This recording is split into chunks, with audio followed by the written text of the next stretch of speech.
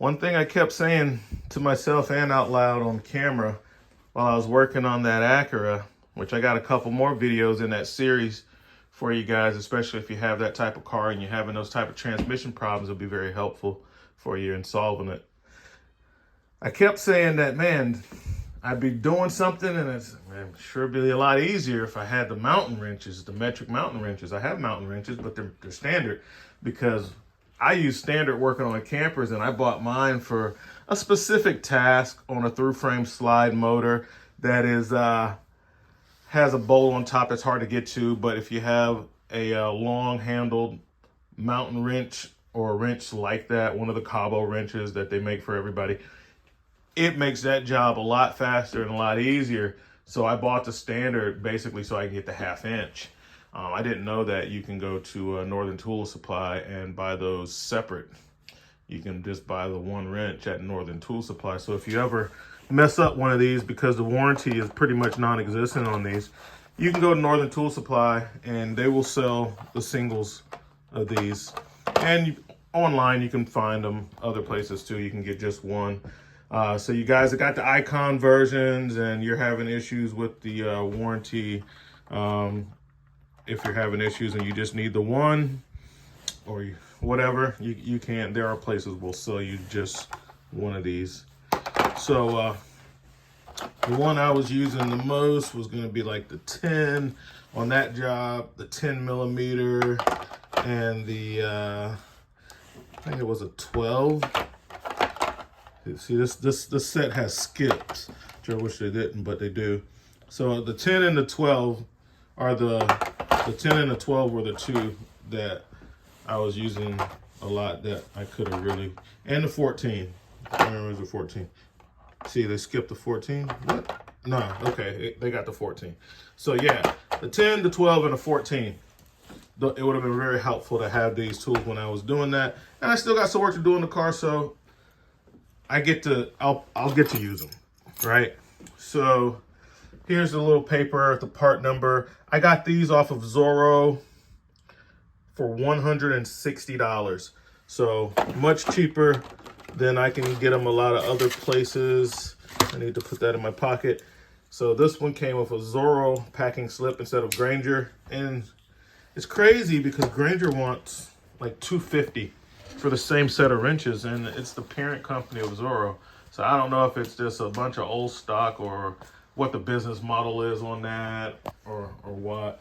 I do know that I think Grainger charges more for things because people use them to establish business credit using their net 30 terms. But ZORO offers net 30 terms as well, but they may not report to the business credit bureaus because it does, like, to report to Dun & Bradstreet, the vendor has to pay money every month to report their stuff, or it's, you know, to be a part of that or whatever. So yeah, I always have a 20% off coupon when I buy these. So these were more than $160, but definitely less than $200 regular price, I think.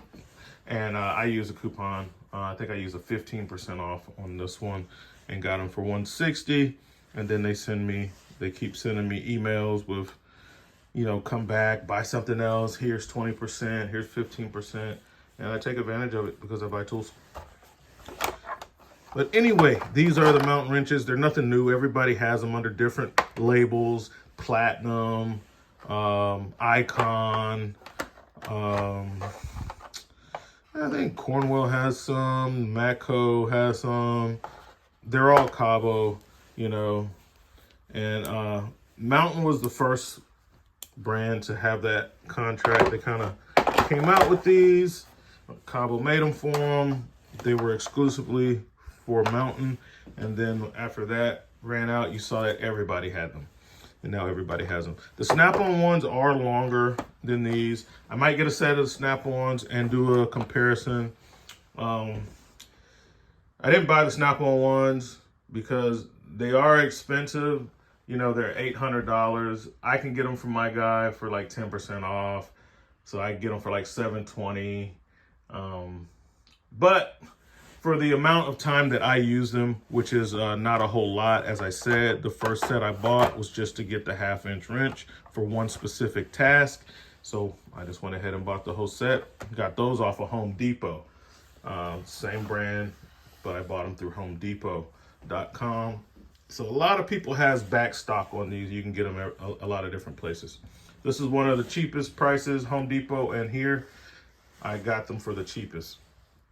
So that's what we got, guys. Just a quick one before I run out the door. I got to go fix some campers, of course. That's what I do. That's how I make my money. And I'll probably stop by Harbor Freight and holler at my buddy Mickey. He's one of the store managers over there. And see what he has going on. And yeah, you know, see what they have new. I'm waiting on a lot of their new Snap-on clone stuff to come out. And the pliers and whatnot, because a lot of those pliers that they're copying off of Snap-on, which I have no problem with that because it makes it affordable for people who can't pay Snap-on money for stuff. So it's fine. I know some people don't like it because it's like, hey, you come up with your own designs, but you know, whatever, man, it's capitalism. So whatever. If you're a Snap-on, diehard Snap-on guy, you know, there's some guys that won't buy any tools except Snap-on, and that's cool. More power to them, especially if they can afford it. They're doing very well in life financially, or maybe they're in a lot of debt. I don't know, but either way, that's a personal preference, and that's cool with me. I love to see it. I love to see their toolbox tours. I am always, you know, taken aback when I see those, you know, Snap-on boxes, or sometimes they're not Snap-on boxes, but they're full of Snap-on tools. And I just think, man, that's awesome. You know, that guy's probably going to have those tools for life. And anyway, but it doesn't bother me when Harbor Freight clones the Snap-on stuff. It doesn't bother me at all.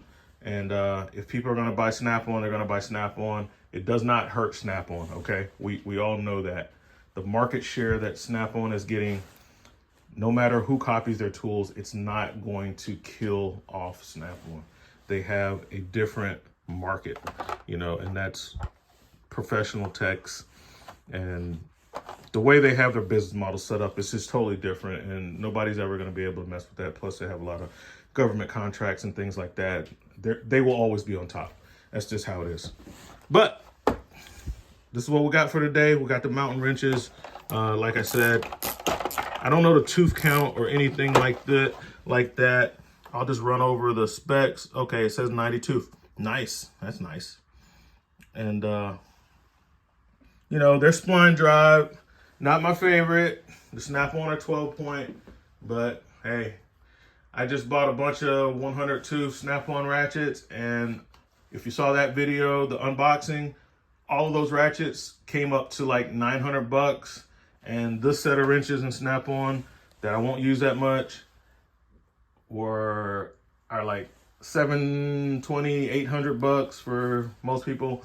So I'd rather have ratchets, you know. To me, the ratchets were more valuable than having that set of wrenches. And so that's how I chose to spend my money, guys. That's what we got. RV Tech Pro out.